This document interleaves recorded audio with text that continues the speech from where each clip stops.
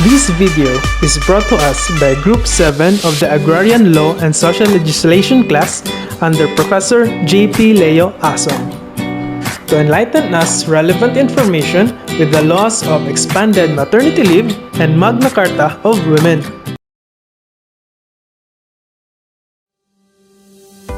Magandang araw! Espesyal ang segment natin ngayong araw dahil boses ng mga kababaihan ang ating pakikinggan. Hi, Attorney! Ako nga pala si Maria. Isa akong administrative assistant sa RRR, isang pribadong kumpanya.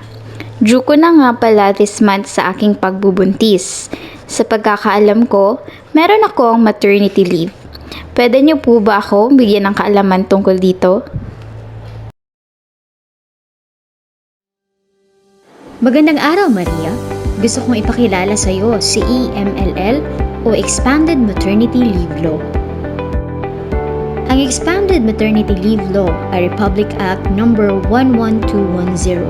Ito ay signed and approved ni President Rodrigo Roa Duterte last February 2019. Ano nga ba itong Expanded Maternity Leave Law? Ito ay isang act increasing maternity leave period from 60 days to 105 days for female workers, with an option to extend for an additional 30 days without pay, granting an additional 15 days for solo parent or mothers and for other purposes. Sino-sino ang covered ng batas na ito? According sa ating Section 1 of Implementing Rules and Regulations, EMLL shall cover the following: female workers sa public sector, female workers sa private sector, female workers sa informal economy, female workers na voluntary contributors ng SSS, at female national athletes. Ano nga ba ang mga benefits ng Expanded Maternity Leave Law? Para sa public sector, may paid leave benefit granted to a female worker with a duration of 105 days for live childbirth, regardless of the mode of delivery. An additional 15 days paid leave if the female worker qualifies as a solo parent under RA 8972 or known as the Solo Welfare Act of 2000. And 60 days paid leave for miscarriage and emergency termination of pregnancy. At para sa private sector, may paid leave benefit granted to qualified female worker which is covered by the SSS, including those in the informal economy, in which the duration is the same with the public sector.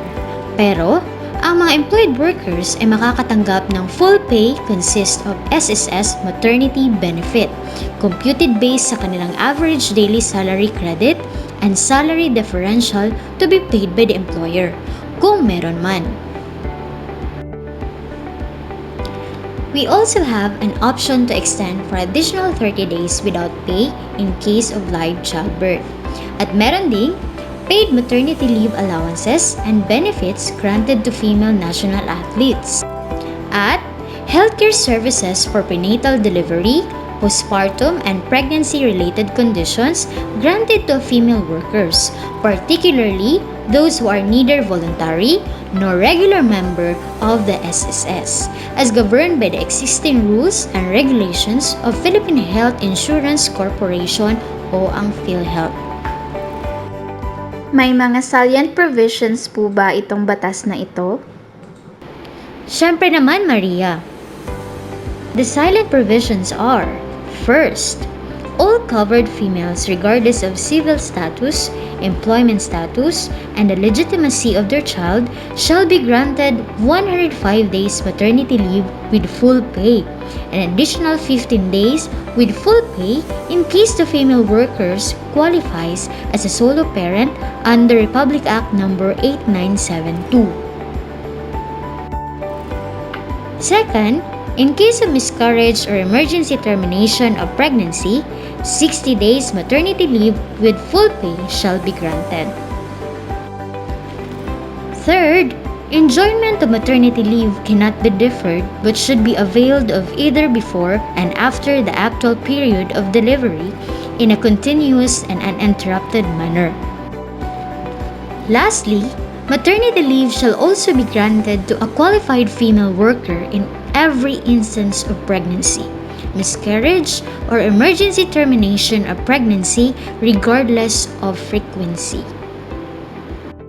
Sino po ba ang mga kwalipikado na makakuha ng maternity leave para sa mga babaeng manggagawa sa public sector? Magandang katanungan, Maria. Sino mang buntis na babaeng manggagawa sa serbisyo ng gobyerno, anuman ang katayuan sa trabaho at haba ng serbisyo na nagmumula sa national government agencies, local government units, government-owned and controlled corporations, state universities and colleges, local universities and colleges will be also granted 105 days maternity leave with full pay and an additional 15 days with full pay in case the female workers qualifies as a solo parent under Republic Act number 8972. Paano po ang maternity leave para sa mga babaeng manggagawa sa private sector? Ang mga kinakailangan para ma-qualify ang babaeng manggagawa sa private sector ay ang mga sumusunod. Una, dapat meron siyang at least 3 months monthly contributions in the 12 period immediately preceding the semester of childbirth, miscarriage, or emergency termination of pregnancy.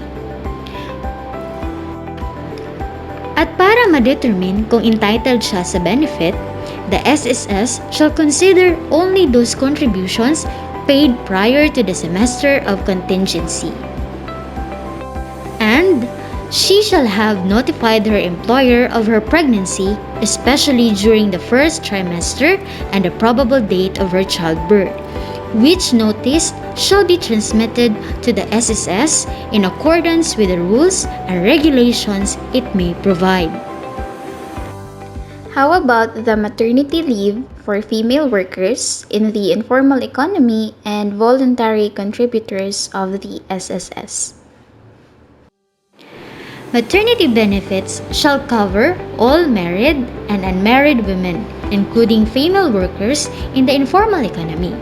And she is also entitled to maternity benefits if they have remitted at least 3 months monthly contributions in the 12th period immediately preceding the semester of childbirth, miscarriage, or emergency termination of pregnancy. And how about the maternity leave for female national athletes? Well, for female national athletes, if they are in the roster of national athletes of the National Sports Association to which she is affiliated becomes pregnant.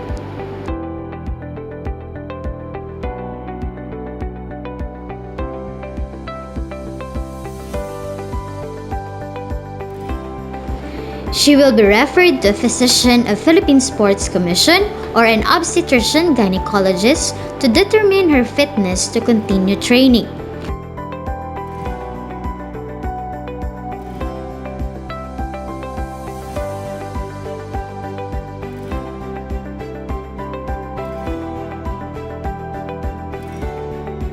She will allowed to participate in all team-related activities unless the physician advises that participation is not medically safe or should be limited.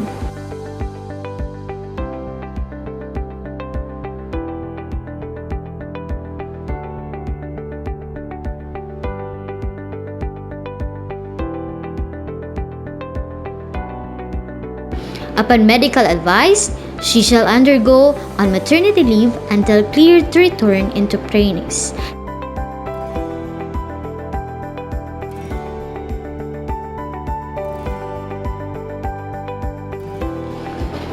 And last, she shall continue receiving her allowance and entitled to do the same benefits while on maternity leave prior to childbirth and up to 6 months after, unless she can resume sooner as advised by her physician.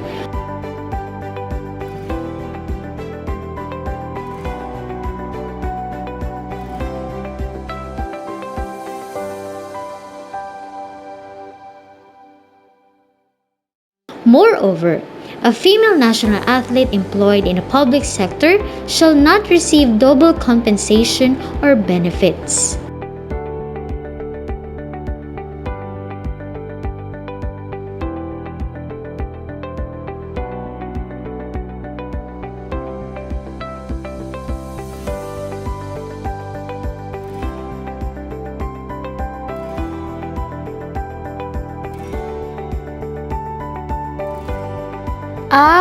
Ganun po pala yun, Attorney. Naliwanagan na po ako sa Expanded Maternity Leave Law. Buti naman at hindi ako masyadong pressured. Laking tulong nito. Maraming salamat po, Attorney. Walang anuman, Maria. Para sa ating ikalawang concerned citizen, Joy, maaari ko bang malaman kung ano ang iyong katanungan? Magandang araw po, Attorney. May concern po sana ako.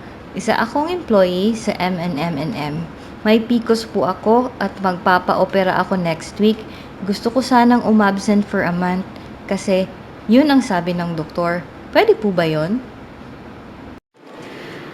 Hi, Joy!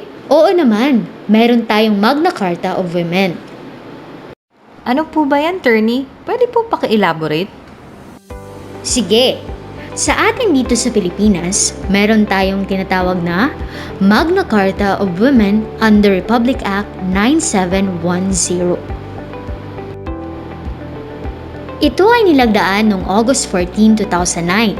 Pinublish ito noong August 31, 2009 at umepekto noong September 15, 2009. So, ano nga ba ang sinasabi ng batas na ito? Under Republic Act 9710, a woman employee shall be entitled to a special leave benefit of 2 months with full pay based on her gross monthly compensation following surgery caused by gynecological disorders.